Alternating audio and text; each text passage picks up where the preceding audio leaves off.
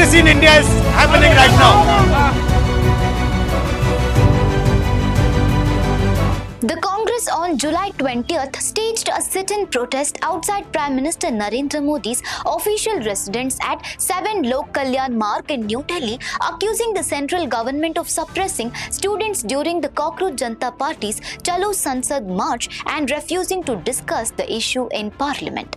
The protest was led by the leader of the opposition in the Lok Sabha, Rahul Gandhi, Lok Sabha MP for Wayanad, Priyanka Gandhi, Congress President Mallikarjun Kharge, KC Venugopal, Pawan Khera, Rajya Sabha MP Mansoor Ali Khan, Amarendra Singh Raja Boring, Deependra Hooda, Karnataka Chief Minister D.K. Shivakumar, along with several Congress MPs and senior leaders. The Congress alleged that students protesting against the NEET paper leak and repeated examination irregularities were subjected to police brutality during July 19th March. The party reiterated 5 demands: the resignation of Union Education Minister Dharmendra Pradhan, a statement by Home Minister Amit Shah in Parliament, a debate in both houses, a hearing for students' concerns, and an enquiry into the police violence. During the protest, Union Minister of State in the Prime Minister's office, Jitendra Singh, met Rahul Gandhi. While the details of their conversation were not disclosed, the two leaders interacted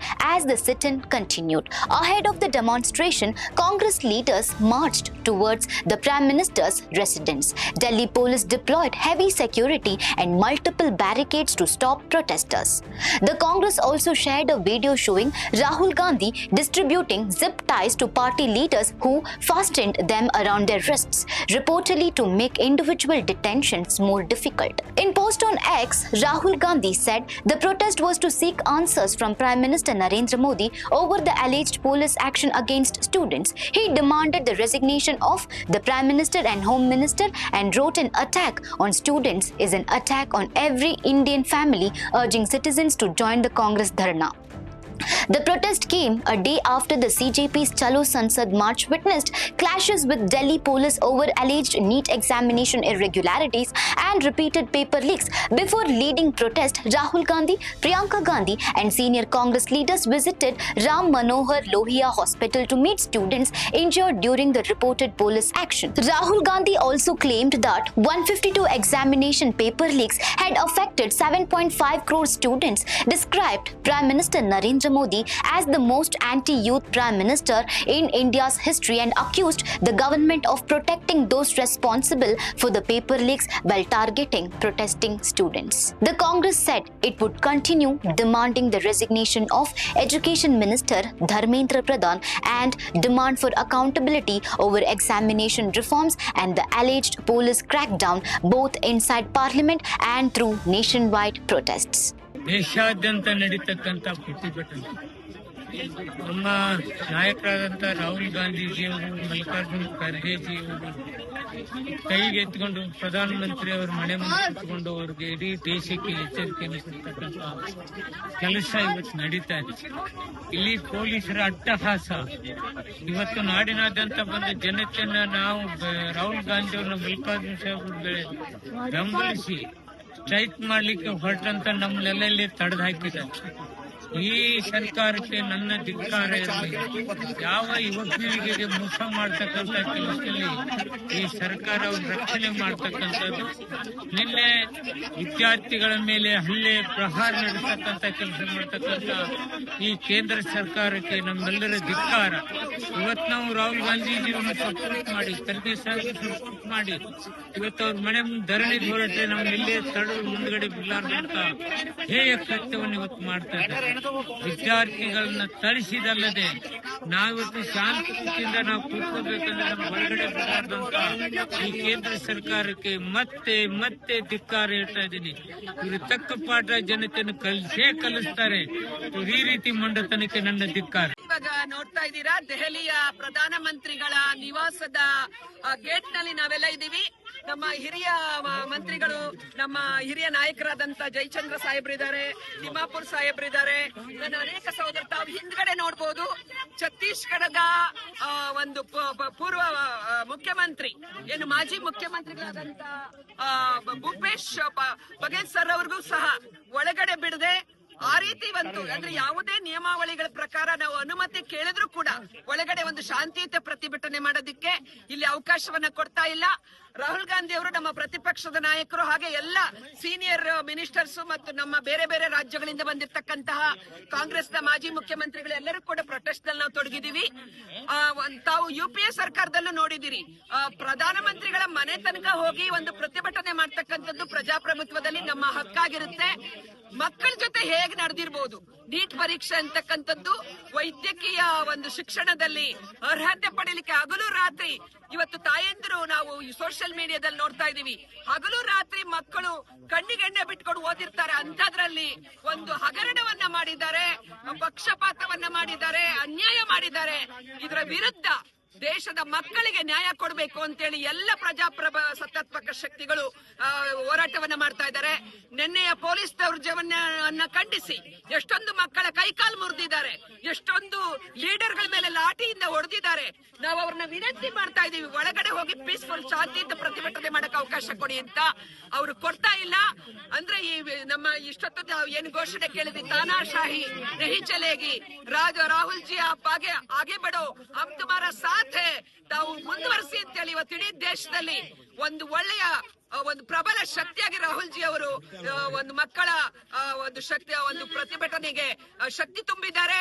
ಎಷ್ಟು ದೌರ್ಜನ್ಯ ಮಾಡಿದ್ರು, ಎಷ್ಟು ಯಾವುದೇ ರೀತಿಯ ಕಾನೂನನ್ನ ಕೈಗೆತ್ತಿಕೊಂಡ್ರು ಕೂಡ ಎದುರದೆ Rahul G ಅವರು ಮುಂದೆ ನಡೆಸ್ತಾ ಇದ್ದಾರೆ. ನಮ್ಮ ಸೀತಾರಾಮ್ ಜಿ ಅವರು, ಎಲ್ಲ ಮಾಜಿ ಸಚಿವರು, ಇಷ್ಟೊಂದು ಜನ ಇಲ್ಲಿ ನಾವು ಕರ್ನಾಟಕದಿಂದಲೂ ಕೂಡ ಬಂದಿದ್ದೀವಿ. ನಾವು ಮಕ್ಕಳಿಗೋಸ್ಕರ ಒಂದು ನಮ್ಮ ಒಂದು ಬೆಂಬಲವನ್ನ ನಾವು ಕೊಡ್ತಾ ಇದ್ದೀವಿ ಮತ್ತು ಈ ಮೋದಿ ಸರ್ಕಾರದ ಸರ್ವಾಧಿಕಾರಿ ಧೋರಣೆಯನ್ನ ಖಂಡಿಸ್ತೀವಿ. ನೀಟ್ ಮಕ್ಕಳ ಒಂದು ಏನು ಅನ್ಯಾಯ ಆಗಿದೆ ಅದಕ್ಕೆ ನ್ಯಾಯವನ್ನ ಕೋರ್ತೀವಿ ಮತ್ತು ದೇಶದಾದ್ಯಂತ ಈ ಹೋರಾಟವನ್ನ ಎಲ್ಲ ಕಡೆ ತಗೊಂಡು ನಾವು ಮುನ್ನಡೆತೀವಿ ಅಂತ ಹೇಳಿ ಇವತ್ತು ದೆಹಲಿಯ ಪ್ರಧಾನಿಗಳ ನಿವಾಸದ ಮುಂದೆ ನಾವಿದನ್ನ ಪ್ರತಿಜ್ಞೆ ಮಾಡ್ತಾ ಇದ್ದೇವೆ. ಕಾಂಗ್ರೆಸ್ ಅನ್ನ ಮುಗಿಸ್ಲಿಕ್ಕೆ ಸಾಧ್ಯ ಇಲ್ಲ, ಪ್ರಜಾಪ್ರಭುತ್ವವನ್ನು ಮುಗಿಸ್ಲಿಕ್ಕೆ ಸಾಧ್ಯ ಇಲ್ಲ. ದೇಶದ ಮೂಲೆ ಮೂಲೆಗಳಿಂದ ಅವರಿಗೆ ಶಕ್ತಿ ತುಂಬಾ ಕೆಲಸವನ್ನ ನಮ್ಮ ನಾಯಕರಾದಂತ ರಾಹುಲ್ ಗಾಂಧಿ ಅವರು ಮಾಡ್ತಾ ಇದ್ದಾರೆ. ನಾವೆಲ್ಲರೂ ಕೂಡ ಅವರಿಗೆ ಧ್ವನಿ ಸೇರಿಸ್ತಾ ಇದ್ದೀವಿ. ರಾಷ್ಟ್ರೀಯ ನಾಯಕರುಗಳಾದಂತ ಸನ್ಮಾನ್ಯ ಶ್ರೀ ರಾಹುಲ್ ಗಾಂಧಿರವರು ಲೋಕಸಭೆಯ ವಿರೋಧ ಪಕ್ಷದ ನಾಯಕರು, ಅದೇ ರೀತಿಯಾಗಿ ನಮ್ಮ ರಾಷ್ಟ್ರೀಯ ಕಾಂಗ್ರೆಸ್ ಪಕ್ಷದ ಅಧ್ಯಕ್ಷರಾದಂತಹ ಸನ್ಮಾನ್ಯ ಶ್ರೀ ಮಲ್ಲಿಕಾರ್ಜುನ ಖರ್ಗೆ ಅವರ ಒಂದು ನೇತೃತ್ವದಲ್ಲಿ ಇವತ್ತು ಪ್ರಧಾನಮಂತ್ರಿಗಳ ಮನೆ ಒಂದು ಗೇಟ್ನಲ್ಲಿ ಇವತ್ತು ಬೃಹತ್ ಮಟ್ಟದ ಒಂದು ಪ್ರತಿಭಟನೆ ನಡೀತಾ ಇದೆ. ಆದರೆ ನಾವೆಲ್ಲರೂ ಕೂಡ ಅದರಲ್ಲಿ ಭಾಗವಹಿಸಬೇಕು ಅಂತೇಳಿ ನಾವು ಹೋಗ್ತಾ ಇದ್ರು ಕೂಡ ನಮ್ಮನ್ನೆಲ್ಲರೂ ಕೂಡ ಅಡ್ಡ ಹಾಕಿ ಇಲ್ಲಿ ಪೊಲೀಸ್ನವರು ತುಂಬಾ ಸಮಸ್ಯೆಯನ್ನ ಸೃಷ್ಟಿ ಮಾಡ್ತಾ ಇದ್ದಾರೆ. ಆದರೆ ಇದು ನ್ಯಾಯಯುತವಾದಂತಹ ಒಂದು ಬೇಡಿಕೆಯಲ್ಲಿ ನಡೀತಕ್ಕಂಥ ಒಂದು ಪ್ರತಿಭಟನೆ, ಪ್ರಶ್ನೆ ಪತ್ರಿಕೆಯನ್ನು ಸೋರಿಕೆಯಾಗಿದೆ. ಅದರ ವಿರುದ್ಧವಾಗಿ ನಡೀತಕ್ಕಂಥ ಒಂದು ನ್ಯಾಯಯುತವಾದಂತಹ ಒಂದು ಪ್ರತಿಭಟನೆಯಲ್ಲಿ ಸಾವಿರಾರು ಜನ ಈಗಾಗಲೇ ಕಾಂಗ್ರೆಸ್ ಪಕ್ಷದ ಕಾರ್ಯಕರ್ತರು ಕೂಡ ಭಾಗಿಗಳಾಗಿದ್ದಾರೆ. ಆದರೆ ಇವತ್ತು ಧರ್ಮೇಂದ್ರ ಪ್ರಧಾನರವರ ಒಂದು ರಾಜೀನಾಮೆಯನ್ನು ಕೇಳುವಂತಹ ಒಂದು ಹಕ್ಕು ಎಲ್ರಿಗೂ ಕೂಡ ಇದೆ. ಯಾಕೆ ಅಂತ ಹೇಳಿದ್ರೆ ಅವರ ಒಂದು ಇಲಾಖೆಯಲ್ಲಿ ಇವತ್ತು ಸೋರಿಕೆ ಆಗಿರ್ತಕ್ಕಂಥ ಪ್ರಶ್ನೆ ಪತ್ರಿಕೆ ಸೋರಿಕೆ ಆಗಿರ್ತಕ್ಕಂಥದ್ದು. ಆದ್ರಿಂದ ಪ್ರಧಾನಮಂತ್ರಿಗಳು ಕೂಡಲೇ ಅವರ ಒಂದು ರಾಜೀನಾಮೆಯನ್ನು ತಗೊಂಡು ಅಂಗೀಕರಿಸಿಕೋಬೇಕು. ಯಾಕೆಂದ್ರೆ ಇದು ನ್ಯಾಯಯುತವಾದಂತಹ ಬೇಡಿಕೆ ಆಗಿದೆ. ಇಲ್ಲ ಅಂತ ಹೇಳಿದ್ರೆ ಇದು ಉಗ್ರವಾದಂತಹ ರೀತಿಯಲ್ಲಿ ಬೇರೆ ರೀತಿಯಾದಂತಹ ಒಂದು ಪ್ರತಿಭಟನೆಗಳಾಗಿ ಇಡೀ ದೇಶಾದ್ಯಂತ ವ್ಯಾಪಿಸುವಂತ ಒಂದು ವ್ಯವಸ್ಥೆ ಆಗ್ತದೆ. ಆದ್ರಿಂದ ಪ್ರಧಾನಮಂತ್ರಿಗಳು ಕೂಡಲೇ ಮಧ್ಯಪ್ರವೇಶ ಮಾಡಬೇಕು ಅಂತ ಹೇಳಿ ಈ ಮೂಲಕ ನಾವು ಆಗ್ರಹಪಡಿಸ್ತೇವೆ.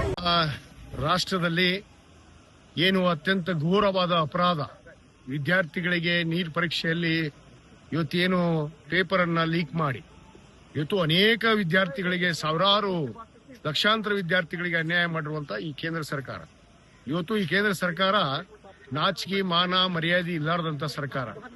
ಕೇವಲ ಒಬ್ಬ ಶಿಕ್ಷಣ ಸಚಿವನಿಂದ ಆದಂತ ಈ ಘಟನೆಗೆ ಮನೆಯನ್ನ ಹೊತ್ತು ಅವರನ್ನ ತಕ್ಷಣ ರಾಜೀನಾಮೆ ಕೊಡಬೇಕಾಗಿತ್ತು. ಆ ಹೊಣೆಗಾರಿಕೆ ಹೊರಲಾರದಕ್ಕೆ ಇವತ್ತು ಕಾಂಗ್ರೆಸ್ ಜನತಾ ಪಾರ್ಟಿ ಇಡೀ ದೇಶದಾದ್ಯಂತ ಇವತ್ತು ಪ್ರತಿಭಟನೆಯನ್ನ ಮಾಡೋದ್ರ ಮುಖಾಂತರ ಲಕ್ಷಾಂತರ ವಿದ್ಯಾರ್ಥಿಗಳಿಗೆ ಇವತ್ತು ಪೊಲೀಸರ ಮುಖಾಂತರ ಹಲ್ಲೆಯನ್ನ ಮಾಡಿ ಎಷ್ಟೋ ಮಂದಿ ಪಾಪ ಇವತ್ತು ಆತ್ಮಹತ್ಯೆಯನ್ನು ಕೂಡ ಮಾಡ್ಕೊಂಡಿದ್ದಾರೆ ವಿದ್ಯಾರ್ಥಿಗಳು. ಅವರ ನೋವಿಗೆ ಸ್ಪಂದಿಸದೇ ಇರುವಂತ ಒಂದು ಬಂಡ ಕೆಟ್ಟ ಸರ್ಕಾರ ಇವತ್ತು ದೇಶದಲ್ಲಿ ಯಾವುದಿದೆ ಅಂದ್ರೆ ಅದು ನರೇಂದ್ರ ಮೋದಿ ಸರ್ಕಾರ. ಆ ಧರ್ಮೇಂದ್ರ ಪ್ರಧಾನ್ ಅವರಿಗೆ ತಕ್ಷಣ ರಾಜೀನಾಮೆಯನ್ನು ಕೊಡಬೇಕು. ಇವತ್ತು ನಮ್ಮ ಕಾಂಗ್ರೆಸ್ ರಾಷ್ಟ್ರೀಯ ಅಧ್ಯಕ್ಷರು, ವಿರೋಧ ಪಕ್ಷದ ನಾಯಕರಾದಂತಹ ಸನ್ಮಾನ್ಯ ರಾಹುಲ್ ಗಾಂಧಿ ಅವರು ಈಗಾಗಲೇ ಪ್ರಧಾನಮಂತ್ರಿಯ ಮನೆ ಮುಂದೆ ಇವತ್ತು ನಾವೆಲ್ಲ ಪ್ರತಿಭಟನೆಯನ್ನ ಕೂತಿದ್ದೇವೆ. ಇವತ್ತು ನಮ್ಮ ಸಂಸದರ ಒಳಗೊಂಡಂತೆ ನಮ್ಮ ಎಐಸಿಸಿ ಅಧ್ಯಕ್ಷರಾದಂತಹ ಸನ್ಮಾನ್ಯ ಮಲ್ಲಿಕಾರ್ಜುನ ಅವರು ಒಳಗೊಂಡಂತೆ ನಮ್ಮ ಮಾನ್ಯ ಮುಖ್ಯಮಂತ್ರಿಗಳಂತ ಸನ್ಮಾನ್ಯ DK ಶಿವಕುಮಾರ್ ಅವರು ಕೂಡ ಈ ಪ್ರತಿಭಟನೆಯಲ್ಲಿ ಭಾಗವಹಿಸಿದ್ದೇವೆ. ಅನೇಕ ಜನ ಮುಖ್ಯಮಂತ್ರಿಗಳು ಕೂಡ ಇಲ್ಲಿ ಆಗಮಿಸಿದ್ದಾರೆ. ಅನೇಕ ಪಕ್ಷದ ಬೇರೆ ಬೇರೆ ಏನು NDA ಒಕ್ಕೂಟದ ಮುಖ್ಯ ಪಕ್ಷಗಳು ಕೂಡ ಇವತ್ತು ಇಲ್ಲಿ ಆಗಮಿಸಿ ಪ್ರಧಾನಮಂತ್ರಿಯ ಅವರ ಮನೆ ಮುಂದೆ ಇವತ್ತು ಸತ್ಯಾಗ್ರಹವನ್ನು ಕೂತಿದ್ವಿ. ಧರ್ಮೇಂದ್ರ ಪ್ರಧಾನ್ ಇವತ್ತು ರಾಜೀನಾಮೆ ಕೊಡೋವರೆಗೂ ನಾವು ಬಿಡಲ್ಲ, ರಾಜೀನಾಮೆ ಕೊಡೋವರೆಗೂ ನಾವು ಇಲ್ಲೇ ಕೂಡ್ತೀವಿ ಅನ್ನೋ ಒಂದು ಮಾತನ್ನು ಗಟ್ಟಿಯಾಗಿ ಹೇಳಕ್ಕೆ ಇಚ್ಛೆ ಪಡ್ತೇವೆ. ಪೊಲೀಸರು ತಮ್ಮನ್ನ ಅರೆಸ್ಟ್ ಮಾಡ್ಕೊಂಡು ಹೋಗಿದ್ರು ಅಂತ ಉಂಟು. ಪೊಲೀಸರು ಈಗಾಗಲೇ ನಮ್ಮನ್ನ ಅರೆಸ್ಟ್ ಮಾಡಿಕೊಂಡು ಸ್ವಲ್ಪ ದೂರದಲ್ಲಿ ಹೋಗಿ ನಮ್ಮನ್ನ ಬಿಟ್ರು. ಈಗಾಗಲೇ ನಮ್ಮನ್ನ ಎರಡೆರಡು ಬಾರಿ ಅರೆಸ್ಟ್ ಮಾಡೋದು ಅಂದ್ರೆ ಪೊಲೀಸರ ದಬ್ಬಾಳಿಕೆ ಎದ್ದಿದೆ. ಇವತ್ತು ಗುಂಡಾಗಿರಿಯನ್ನ ಪೊಲೀಸ್ ಇಲಾಖೆಯಿಂದ ಇಟ್ಕೊಂಡು ಇವತ್ತು ಡೆಲ್ಲಿಯಲ್ಲಿ ಗುಂಡಾಗಿರಿ ಮಾಡ್ತಿರುವಂತ ಇವತ್ತು ನರೇಂದ್ರ ಮೋದಿ ಸರ್ಕಾರ. ಇವತ್ತು ನಾವು ಇದಕ್ಕೆ ಧಿಕ್ಕರಿಸ್ತೇವೆ. ಇವತ್ತು ನ್ಯಾಯ ಸಿಗೋರಿಗೂ ನಮ್ಮ ಹೋರಾಟ ನಿಲ್ಲಲ್ಲ ಅನ್ನೋ ಮಾತನ್ನ ಬಹಳ ಸ್ಪಷ್ಟವಾಗಿ ಹೇಳಕ್ಕೆ ಇಚ್ಛಪಡ್ತೀನಿ. दोनों हाउसेस में दोनों ये लॉबीज खड़े हुए के बात करे, हर बात पूछ रहे थे कि वो बात करने दिया जाए, वो बात रखना चाहते हैं, छात्रों के बारे में बात रखना चाहते हैं, न्यूज़पेपर लीक के बारे में बात करना चाहते हैं। कल जो छात्रों के साथ जो व्यवहार किया गया उसके बारे में बात करना चाह रहे थे, लेकिन उनको बात करने नहीं दिया गया। जैसे ही खड़े होते हैं उनका माइक ऑफ कर देते हैं, अध्ययन कर देते हैं। जिस तरह से कल टीयर गैस चलाया गया, लाठीचार्ज किया गया, और जिस तरह से उनके ऊपर आंसू गैस चलाया गया और वाटर कैनन चलाया गया, और जिस तरह से बच्चे जख्मी हुए हैं, घायल हुए हैं, हॉस्पिटल्स में भर्ती हैं, उनको जिस तरह से पीटा गया है, जो लड़कियां हैं, जो स्टूडेंट्स हैं, जो लड़कियां हैं, उनके कपड़े फाड़े गए, जिस तरह से वो हालात में उनको लेके कल गए, तो ये सवाल हम संसद में नहीं पूछेंगे तो कहाँ पूछेंगे? एजुकेशन मिनिस्टर धर्मेंद्र प्रधान जी को रिजाइन करना पड़ेगा। होम मिनिस्टर जिनकी निगरानी में दिल्ली पुलिस आती है, जिसका व्यवहार के ऊपर बात एक स्टेटमेंट होम मिनिस्टर को पार्लियामेंट में करना पड़ेगा, उसके ऊपर चर्चा होना होगा। ये हमारे डिमांड है। जब तक ये नहीं होगा हम सारे अपोजिशन पार्टीज के एमपी इसी तरह से एजिटेट करते रहेंगे। ನರೇಂದ್ರ ಮೋದಿ ಅವರು 2014ರಲ್ಲಿ ಸರ್ಕಾರ ರಚನೆ ಮಾಡಿದಾಗ ಹಿಂದೆ ಕಾಂಗ್ರೆಸ್ ಏನು ಮಾಡಿಲ್ಲ ದೇಶಕ್ಕೋಸ್ಕರ, ನಾವು ನವಭಾರತವನ್ನು ಕಟ್ತೀವಿ ಅಂತ ಹೇಳಿದ್ರು. ಇವತ್ತು ಈ ಪರಿಸ್ಥಿತಿ ನೋಡಿದ್ನಪ್ಪ ಅಂದ್ರೆ ಅನ್ಡಿಕ್ಲೇರ್ ಎಮರ್ಜೆನ್ಸಿ ಅಂತೇಳಿ ನಾನು ಹೇಳಲಿಕ್ಕೆ ಬಯಸ್ತಾ ಇದ್ದೀನಿ.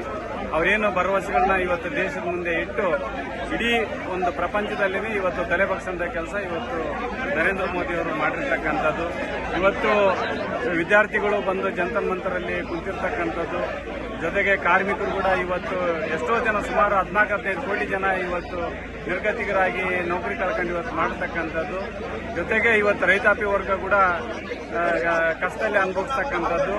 ಈ ರೀತಿಯಾಗಿ ಇವತ್ತು ಒಂದು ಪ್ರೆಸ್ ಮೀಟ್ ಕೂಡ ಮಾಡಿಲ್ಲ. ಇವತ್ತಿನ ದಿನ ಒಂದು ಪ್ರೆಸ್ ಮೀಟ್ ಕೂಡ ಮಾಡಿ ದೇಶದ ಒಂದು ಆರ್ಥಿಕತೆ ಬಗ್ಗೆ ಅದ್ರ ಬಗ್ಗೆ ಇವತ್ತು ಮಾಡಿಲ್ಲ. ಇವತ್ತು ಕಂಪ್ಲೀಟ್ ಆಗಿ ಇವರ ಒಂದು ಫೇಲ್ಯೂರಿಗೆ ನಮ್ಮ ವಿರೋಧ ಪಕ್ಷದ ನಾಯಕರಾಗಿರ್ತಕ್ಕಂಥ ಲೋಕಸಭೆಯ ನಮ್ಮ ಇವತ್ತು ರಾಹುಲ್ ಗಾಂಧಿ ಅವರು ಮತ್ತೆ ಮಲ್ಲಿಕಾರ್ಜುನ್ ಖರ್ಗೆ ಸಾಹೇಬರು ಇವತ್ತೆಲ್ಲ ಸಂಸದರೆಲ್ಲ ಸೇರಿಬಿಟ್ಟು ನರೇಂದ್ರ ಮೋದಿಗೆ ಬಾಗಿಲಿಗೆ ನಾವು ಇವತ್ತು ಹೋರಾಟವನ್ನು ಇವತ್ತು ಬಂದಿದ್ವಿ. ದೇಶದ ಜನತೆಗೆ ಉತ್ತರ ಹೇಳಬೇಕು ಅಂತಂತೇಳಿ ಇವತ್ತೇನು ನಾವು ಬಂದಿದ್ವಿ. ಇವತ್ತು ನರೇಂದ್ರ ಮೋದಿ ಉತ್ತರ ಕೇಳಕ್ ಬಂದಿದ್ವಿ. ಇವತ್ತು ಪ್ರತಿಭಟನೆ ಮಾಡಕ ಮೂಲಕ ನಾವು ಇದನ್ನ ಖಂಡಿಸ್ತಾ ಇದೀವಿ. ಅವರ ಆಡಳಿತ ವಿರೋಧಿಯನ್ನು ಖಂಡಿಸ್ತಾ ಇದ್ದೀವಿ. ದೇಶದಲ್ಲಿ PUC ನಂತರ ಹೀಗಿರ್ಬೋದು ಅಥವಾ ಮೆಡಿಕಲ್ ಕಾಲೇಜುಗಳಿಗೆ ಹೋಗಬೇಕಾದಾಗ CET ಎಕ್ಸಾಮಿನೇಷನ್, ನೀಟ್ ಎಕ್ಸಾಮಿನೇಷನ್ ನಡೀತದೆ. ನೀಟ್ ಎಕ್ಸಾಮಿನೇಷನ್ ಅನ್ನ ನಡಿಬೇಕಾದಾಗ ಅದರ ಪಾರದರ್ಶಕತೆಯನ್ನ ಕಾಪಾಡದಲ್ಲೇ ಕ್ವಶನ್ ಪೇಪರ್ ಲೀಕ್ ಆಗಿ ಅದು ಎಕ್ಸಾಮಿನೇಷನ್ ಅನ್ನ ಮುಂದಕ್ಕೆ ಹಾಕುವಂತ ಕೆಲಸ ಮಾಡಿದ ಹಿನ್ನೆಲೆಯಲ್ಲಿ ಅಲ್ಲಿ ದೇಶಾದ್ಯಂತ ಅನೇಕ ಜನ ಮಕ್ಕಳು, ಬಡವರಾಗಿರ್ತಕ್ಕಂಥವ್ರ ಮಕ್ಕಳರು ಕೂಡ ಇವತ್ತು ಆತ್ಮಹತ್ಯೆಗೊಳಗಾಗಿರ್ತಕ್ಕಂಥದ್ದನ್ನು ಇಡೀ ದೇಶ ನೋಡಿದೆ. ಹಾಗಾಗಿ ಇವತ್ತು ಬೇಜವಾಬ್ದಾರಿತನೆಯನ್ನ ಖಂಡಿಸಿ ಇವತ್ತು ಕಾಂಗ್ರೆಸ್ ಪಕ್ಷ ಅದನ್ನ ಖಂಡಿಸ್ತಾ ಇದೆ. ಪಾರ್ಲಿಮೆಂಟ್ ಅಲ್ಲೂ ಕೂಡ ಇವತ್ತು ಹೋರಾಟವನ್ನು ಮಾಡ್ತಾ ಇದೆ. ಪಾರ್ಲಿಮೆಂಟಿನ ಹೊರಗೂ ಕೂಡ ಹೋರಾಟವನ್ನು ಮಾಡ್ತಾ ಇದ್ದಾರೆ. ಇವತ್ತು ರಾಹುಲ್ ಗಾಂಧಿರವರು, ಕರ್ನಾಟಕದ ಮುಖ್ಯಮಂತ್ರಿಗಳಾಗಿರ್ತಕ್ಕಂಥ ಶಿವಕುಮಾರ್ ಅವರು ಮತ್ತೆಲ್ಲ ಕಾಂಗ್ರೆಸ್ ಮುಖಂಡರುಗಳು ಕೂಡ ಇವತ್ತು ಪ್ರಧಾನಮಂತ್ರಿಗಳ ಮನೆ ಮುಂದೆ ಕೂತು ಧರಣಿಯನ್ನ ಮಾಡ್ತಾ ಇರ್ತಕ್ಕಂಥ ಹಿನ್ನೆಲೆಯಲ್ಲಿ ಧರ್ಮೇಂದ್ರ ಪ್ರಧಾನರವರ ರಾಜೀನಾಮೆಯನ್ನು ಕೊಡಬೇಕು ಅಂತ ಹೇಳಿ ಇಡೀ ದೇಶದಲ್ಲಿ ಒತ್ತಾಯ ಮಾಡ್ತಾ ಇದೆ. ಆದಾಗ್ಯೂ ಕೂಡ ರಾಜೀನಾಮೆ ಕೊಡದಲ್ಲೇ ಮೊಂಡುತನವನ್ನು ಮಾಡ್ತಾ ಇರ್ತಕ್ಕಂಥದ್ದನ್ನ ಪ್ರತಿಭಟಿಸಿ ಇವತ್ತು ಧರಣಿಯನ್ನು ಮಾಡ್ತಾ ಇರ್ತಕ್ಕಂಥ ಹಿನ್ನೆಲೆಯಲ್ಲಿ ಧರಣಿಯಲ್ಲಿ ಭಾಗವಹಿಸೋದಕ್ಕೆ ನಾವು ಬಂದಿದ್ವಿ. ನಮ್ಮನ್ನು ಕೂಡ ಹತ್ರಕ್ಕೆ ಹೋಗ್ಬಿಡ್ತಾ ಇಲ್ಲ. ಆ ರೀತಿಯಾಗಿ ಪೊಲೀಸರ ತಡೆಗಟ್ಟಿ ಇವತ್ತು ರಕ್ಷಣೆಯನ್ನ ಕೊಡ್ತಾ ಇದ್ದಾರೆ ಅವರಿಗೆ. ಹಾಗಾಗಿ ಅದನ್ನು ಖಂಡಿಸಿ ಧರ್ಮೇಂದ್ರ ಪ್ರಧಾನರವರು ಇವತ್ತು ರಾಜೀನಾಮೆ ಕೊಡಬೇಕು. ನರೇಂದ್ರ ಮೋದಿರವರು ಇವತ್ತು ಜನತೆಯ ಆದೇಶಕ್ಕೆ ತಲೆಬಗ್ಗಿ ಇವತ್ತು ರಾಜೀನಾಮೆ ಕೊಡಿಸುವಂತ ಕೆಲಸವನ್ನು ಮಾಡಬೇಕು. ಇಲ್ಲದೇ ಇದ್ರೆ ಜನ ಇವತ್ತು ನಿಮ್ಮನ್ನ ಅಧಿಕಾರದಿಂದ ಕಿತ್ತೋಗಿರ್ತಕ್ಕಂಥ ಕೆಲಸವನ್ನ ಮಾಡ್ತಾರೆ ಅಂತಕ್ಕಂಥ ಎಚ್ಚರಿಕೆಯನ್ನು ಕೊಡೋದಕ್ಕೆ ನಾವು ಇವತ್ತು ಇಲ್ಲಿ ಸೇರಿದ್ದೇವೆ.